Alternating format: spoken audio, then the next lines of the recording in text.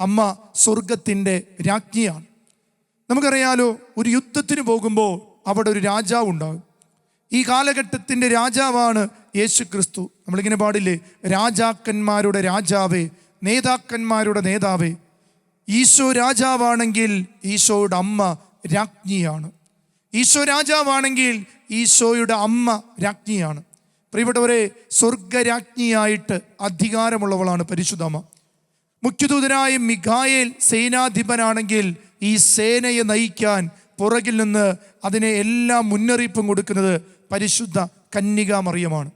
അതുകൊണ്ടാണ് ഇങ്ങനെ പാടുന്നത്, രണ്ടാം വരവിൻ അമ്മേ മേരി കന്യാമാതാവേ, കർത്താവിൻ വരവിനു വേണ്ടി ലോകമൊരുക്കണമേ, സുവിശേഷം തീപ്പോലെന്നും കത്തിപ്പടരട്ടെ.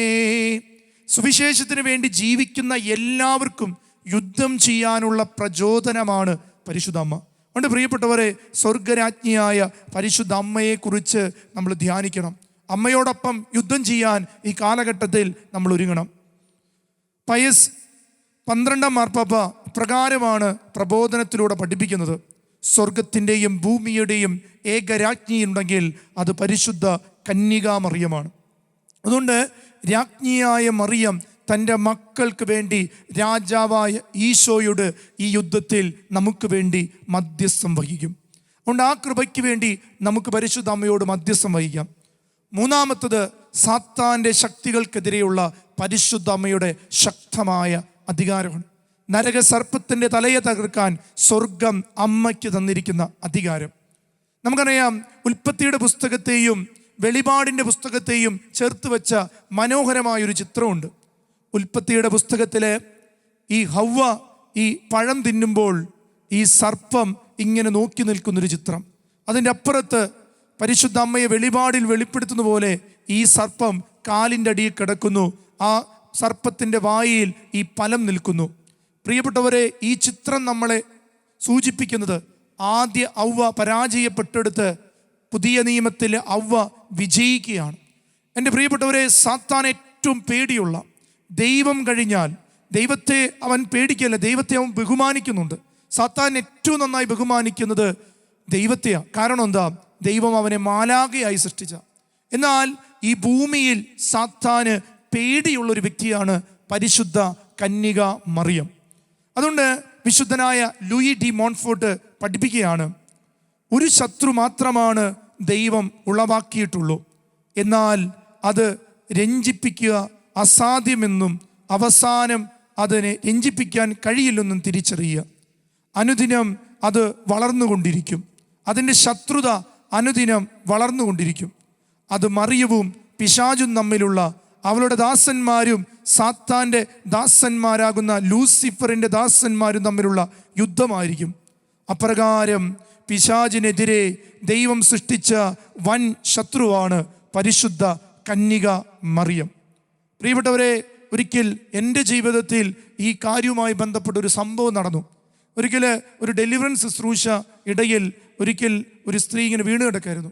അപ്പോൾ ആ സ്ത്രീയുടെ സന്നിധിയിൽ ഞങ്ങളിങ്ങനെ പ്രാർത്ഥിച്ചു കൊണ്ടിരിക്കുമ്പോൾ 7 അച്ഛന്മാർ ഒരുമിച്ച് പ്രാർത്ഥിക്കുന്ന സമയത്ത് പെട്ടെന്ന് ആ സഹോദരിയുടെ അധരത്തിൽ നിന്ന് ഇങ്ങനൊരു വാചകം വന്നു, ഞാൻ നിന്നെ പണ്ടേ കൊന്നുകളഞ്ഞേനെ. എന്നിട്ട് എൻ്റെ ജീവിതത്തിൽ നടന്ന 2-3 അപകട സംഭവങ്ങൾ ഈ തിന്മ, ഈ സഹോദരിയുടെ ഉള്ളിലുള്ള തിന്മ പറയാനിട വന്നു. ഞാനും അത്ഭുതപ്പെട്ടു പോയി. ഇതെൻ്റെ വ്യക്തിപരമായ കാര്യത്തിൽ അറിയുന്നൊരു കാര്യം എങ്ങനെ ഈ വ്യക്തി അറിഞ്ഞു? ഒരിക്കലും ഒരു ബൈക്കുമ്പോൾ നിന്ന് തെറിച്ചു പോകുന്നൊരവസ്ഥ. പ്രിയപ്പെട്ട, അന്നൊരു പോറൽ പോലും ഏൽക്കാതെ എൻ്റെ ജീവിതത്തിൽ വണ്ടി പൂർണ്ണമായി നശിച്ചുവെങ്കിലും ഒരു പോറൽ പോലെ ഏൽക്കാതെ രക്ഷപ്പെട്ട അനുഭവം ഉണ്ടായി. എന്നിട്ട് ഈ തിന്മയുള്ള വ്യക്തി പറയാണ്, എൻ്റെ ജന്മശത്രു ഇവൻ്റെ പുറകിലുണ്ടായത് കൊണ്ടാണ് എനിക്കിവനെ അച്ഛനാകുന്നതിന് മുമ്പ് കൊന്നുകളയാൻ പറ്റാതിരുന്നത്. ഞാൻ അത്ഭുതപ്പെട്ടു പോയി പ്രിയപ്പെട്ടവരെ, ഇന്ന് വരെ കാണാത്ത ഈ വ്യക്തിയിൽ നിന്ന് ഇങ്ങനൊരു വാചനം ഉണ്ടായിപ്പോൾ. അപ്പോൾ അന്ന് ആ ധ്യാനത്തിൽ പങ്കെടുത്തിരുന്ന അച്ഛൻ ഈ തിന്മയോട് ചോദിച്ചൊരു ചോദ്യമുണ്ട്, ആരാണ് നിന്റെ ജന്മശത്രു?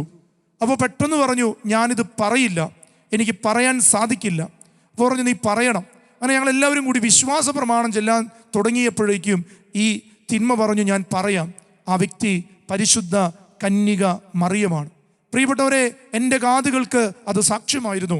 സാത്താൻ പറഞ്ഞത് ഇങ്ങനെയാണ്, അവളുടെ ആ അമ്മയുടെ പേര് പരിശുദ്ധ കന്യക മറിയം.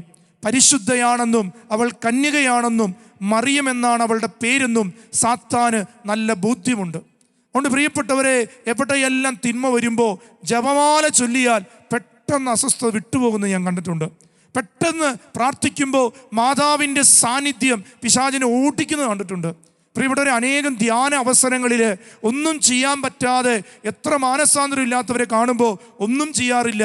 പെട്ടെന്ന് ജപമാല എടുത്തിട്ട് ആ വ്യക്തിക്ക് വേണ്ടി ഒരു 10 നന്മ നിറഞ്ഞ മറിയമേ ചൊല്ലും.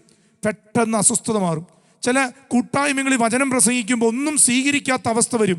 പെട്ടെന്ന് ഹൃദയത്തിൽ വെച്ച്, മാതാവേ, അമ്മ ഇവിടെ വരണം, അമ്മ സഹായിക്കണം, അമ്മ വന്നാൽ സാത്താൻ ഇവിടുന്ന് ഓടിപ്പോകുന്നുള്ള ഒരു വിശ്വാസം എൻ്റെ ഹൃദയത്തിൽ ഇടയ്ക്കിടെ കിട്ടിയിട്ടുണ്ട്. മരിയ ഭക്തനായ അനേകം മക്കളുടെ സാക്ഷ്യപത്രങ്ങളാണ്. അതുകൊണ്ട് പ്രിയപ്പെട്ടവരെ, തിരിച്ചറിയുക, സൂര്യനെ ഉടയാടയാക്കിയവളാണ് പരിശുദ്ധ അമ്മ. വെളിച്ചത്തെ ഒരിക്കലും ഇരുട്ടിലാക്കാൻ പറ്റാത്ത അത്രമാത്രം പ്രകാശം ആ ശരീരത്തിൽ പരിശുദ്ധിയുടെ വെളിച്ചമുണ്ടെന്ന് തിരിച്ചറിയുക.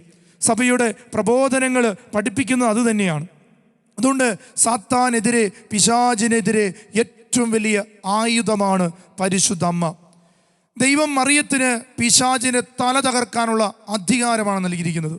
അതുകൊണ്ട് പിശാചിന് പരിശുദ്ധ അമ്മയുടെ പ്രാർത്ഥനകൾ ഇഷ്ടമല്ല. പ്രിയപ്പെട്ടവരെ, ശരിക്കും നമ്മളൊന്ന് ജപമാല ചൊല്ലി നോക്കിയേ, പെട്ടെന്ന് ഉറക്കം വരുന്ന അസ്വസ്ഥത. എവിടെയൊക്കെയോ ഞാൻ കേട്ടുപോയൊരു കാര്യമുണ്ട്, അത് തെറ്റായൊരു പ്രബോധനമായിട്ട് എനിക്ക് തോന്നിയിട്ടുള്ളൂ. അതിങ്ങനെയാണ്, നിങ്ങൾക്ക് ഉറക്കം വരുന്നില്ലെങ്കിൽ ജപമാല എടുത്ത് ചൊല്ലിയാൽ മതി. പ്രിയപ്പെട്ടവരെ, ഉറക്കം വരാനല്ല, ജീവിതത്തിൽ ഉറക്കം കെട്ട രാത്രികളിലും ദൈവത്തോട് ചേർന്നിരുന്ന് പിശാചിനെ തോൽപ്പിക്കാനുള്ളതാണ്. ചില ചിന്തകൾ പോലും തെറ്റാണ് പ്രിയപ്പെട്ടവരെ. ഉറക്കം വരുന്നില്ലെങ്കിൽ ജപമാല ചൊല്ലി ഉറക്കം വരും. അതിനു വേണ്ടിയിട്ടല്ലോ കത്തോലിക്ക സഭയിൽ വലിയ പാഷണ്ഡതകൾ ഉണ്ടായ സമയത്ത് തീഷ്ണതയോടെ, പരിത്യാഗത്തോടെ, പരിഹാരത്തോടെ പ്രാർത്ഥിക്കാൻ തന്ന ഒരു ആയുധമാണ് ജപമാല. അതുകൊണ്ട് സാത്താനെ തോൽപ്പിക്കുന്നൊരവസ്ഥയിലേക്ക് നമ്മൾ പോകരുത്. അതുകൊണ്ട് പ്രിയപ്പെട്ടവരെ, തിരിച്ചറിയുക, സാത്താനെ തോൽപ്പിക്കാൻ നമ്മുടെ മുന്നിൽ പരിശുദ്ധ അമ്മയുണ്ട്. ദൈവത്തിൻ്റെ ഒരു വിനീതദാസി ആയതുകൊണ്ട് സാത്താൻ എപ്പോഴും അഹങ്കാരത്തിന് മുന്നിലാണ്. അതുകൊണ്ട് പരിശുദ്ധ അമ്മയുടെ വിനീതം, എളിമ സാത്താൻ ഇഷ്ടമല്ല. അതുകൊണ്ട് ഒരു മരിയ ഭക്തന് കിട്ടുന്നത് ഈ എളിമയുടെ പുണ്യമാണ്. അതുകൊണ്ട് അഹങ്കാരം വിട്ടുപോകുമ്പോൾ സാത്താൻ അവനെ കീഴടക്കാൻ പറ്റില്ല. അതാണ് ഈ സ്വർഗം അമ്മയ്ക്ക് തന്നിരിക്കുന്ന സാത്താനെതിരെയുള്ള ഏറ്റവും വലിയ അധികാരം. പിശാചുക്കളുടെ മേൽ വലിയ ശക്തി മറിയത്തിന് ദൈവം നൽകിയിട്ടുണ്ട്.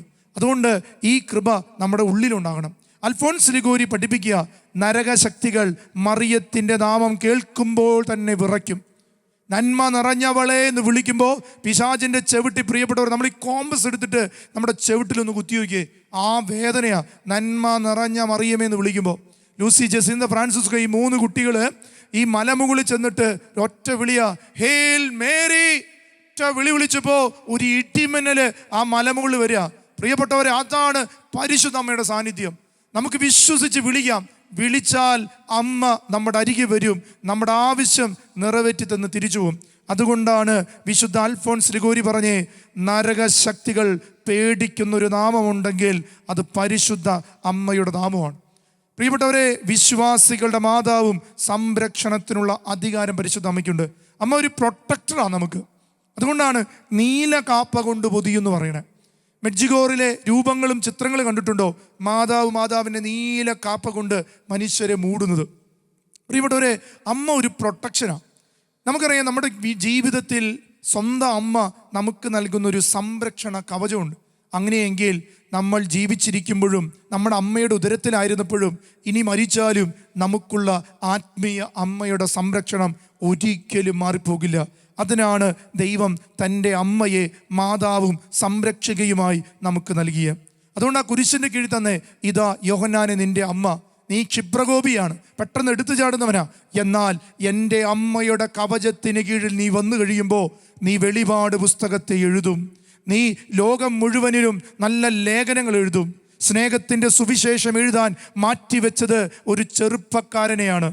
ഈ 12 പേരിൽ ഏറ്റവും പ്രായം കുറഞ്ഞവരെ മാതൃഹൃദയത്തിലേക്ക് ചേർത്ത് വെച്ചപ്പോൾ സഭ ഇന്നുവരെ കണ്ട വെളിപാടിൻ്റെ പുസ്തകത്തെ എഴുതി വയ്ക്കാൻ, യോഹന്നാൻ എന്ന മകനെ അവസാനം വരെ പിടിച്ചു നിൽക്കാൻ, മരണത്തിന് പോലും കീഴടക്കാൻ പറ്റാതെ പാറ്റ്മോസ് ദ്വീപിൽ എണ്ണയിലിട്ട് വറക്കുമ്പോഴും ഈ സുവിശേഷത്തിന് സാക്ഷ്യം വഹിക്കാൻ യോഹന്നാൻ എന്നൊരു സുവിശേഷകനെ ലോകത്തിന് നൽകിയത് പരിശുദ്ധ അമ്മയുടെ നീല കാപ്പയ്ക്ക് കീഴിൽ നിന്നപ്പോഴാണ്. പ്രിയപ്പെട്ടവരെ, ഈ വിമല ഹൃദയ പ്രതിഷ്ഠ നടത്തുന്ന നമുക്കും ഈ കാപ്പയ്ക്കുള്ളിൽ സംരക്ഷണം നൽകാം.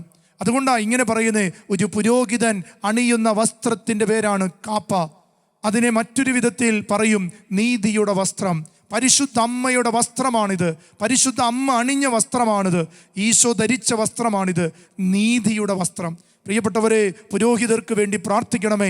നീതിരഹിതരാകാതെ ഈ കാപ്പ ധരിക്കുമ്പോൾ പരിശുദ്ധ അമ്മയെപ്പോലെ സ്വർഗത്തിന് വേണ്ടി നിലപാടെടുക്കാൻ, ലോകത്തിന് വേണ്ടിയല്ല സ്വർഗത്തിന് വേണ്ടി നിലപാടെടുക്കാനുള്ള കൃപയ്ക്ക് വേണ്ടി പ്രാർത്ഥിക്കണം.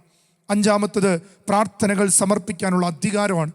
ഈ ലോകത്ത് ഇതുപോലെ ദൈവസന്നിധിയിൽ ഒരു കാര്യം പറയാൻ അധികാരമുള്ളത് പരിശുദ്ധ അമ്മയ്ക്ക്. വിശുദ്ധ ബെർണാഡ് പറയുക, മറിയത്തിലൂടെ നമ്മൾ ഈശോയിലേക്കും ഈശോയിലൂടെ പിതാവിലേക്കും എത്തുന്നു. പ്രിയപ്പെട്ടവരെ, ആത്മാക്കളുടെ രക്ഷയ്ക്ക് വേണ്ടി പരിശുദ്ധ അമ്മയോളം ഓടിയ വ്യക്തി വേറെയില്ല. ജോൺ പോൾ രണ്ടാമൻ മാർപ്പാപ്പ പറയുക, മറിയം എപ്പോഴും ക്രിസ്തുവിലേക്കാണ് വിരൽ ചൂണ്ടുന്നത്. മറിയം എപ്പോഴും ക്രിസ്തുവിലേക്കാണ് വിരൽ ചൂണ്ടുന്നത്. നമ്മുടെക്കും ജീവിതത്തിൻ്റെ വിരൽ ചൂണ്ടലുകൾ എവിടേക്കാണെന്ന് ചിന്തിക്കാം.